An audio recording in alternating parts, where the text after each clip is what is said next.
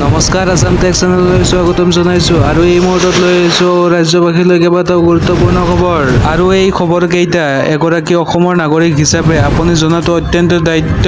এই 3 মিনিটৰ নিউজ কেইটা আপুনি সম্পূৰ্ণকৈ চাই থাকিব। যদি এনেকুৱা নিউজ আপুনি নিতো বিচাৰে তেন্তে এই চেনেলটো সাবস্ক্ৰাইব কৰিবলৈ নাপাহৰিব। তেন্তে লৈ আহিছো আজিৰ প্ৰথমটো খবৰ আৰু আজিৰ প্ৰথমটোৱে লৈ আহিছো বিগ ব্ৰেকিং নিউজ।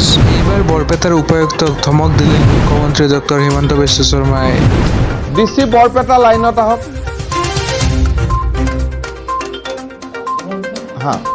ভূষাল আপুনি যেতিয়া আপোনালোকৰ টেন্ডাৰ হ'ল, টেন্ডাৰ হোৱাৰ টাইমত জিআৰৰ যিটো মানুহে ৰেট কোট কৰিলে, চাউলৰ দাম তেলৰ দাম বজাৰৰ দামতকৈ কম কোট কৰিলে। এই কথাটো লৈ পেলাই মই ঘূৰি আহি পেলাই মই বহুত চিন্তাত পৰিলোঁ। আৰে মানুহেতো বস্তু কণ্ট্ৰেক্টৰেতো দাম কমত দিব নোৱাৰে, কেনেকৈ কমত দিলে? পিছত মই যিটো বুজিলোঁ যে বৰপেটা জিলাত আগতে যেতিয়া বানপানী হয়, মেইনলি বাঘবৰ জনিয়া ভিতৰুৱা অঞ্চলত বানপানী হয়, গতিকে ৰিলিফ তাত দিব নালাগে। 1 বস্তা দিয়ক, বাকী 7 বস্তাৰ বিল বনাওক। সেইকাৰণে মানুহ তেনেকৈ চলি আছিল। এতিয়া যেতিয়া বানপানীটো বৰপেটা টাউনত আহিলে, কথা ক'ব পৰা মানুহৰ ঘৰত বানপানী হ'ল, মানুহে ৰিলিফ ডিমাণ্ড কৰিলে, কণ্ট্ৰেক্টৰ কেইজনে লগে লগে সুইচ অফ কৰি দিলে। All this contractor has to be arrested now, কাৰণ they have entered into this thing with a ulterior motive.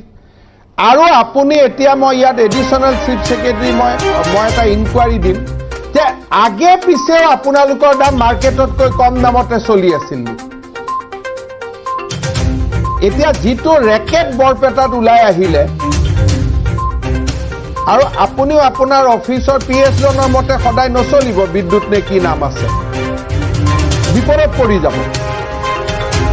গতিকে এই গোটেই যিটো ঘটনাটো, যে যিটো এইবাৰ আমাৰ এক্সপিৰিয়েঞ্চ হ'ল যে আপুনিতো ৰিলিফ দিব নোৱাৰিলে, চাপৰ মানুহে দিব নোৱাৰিলে। কিয় দিব নোৱাৰিলে?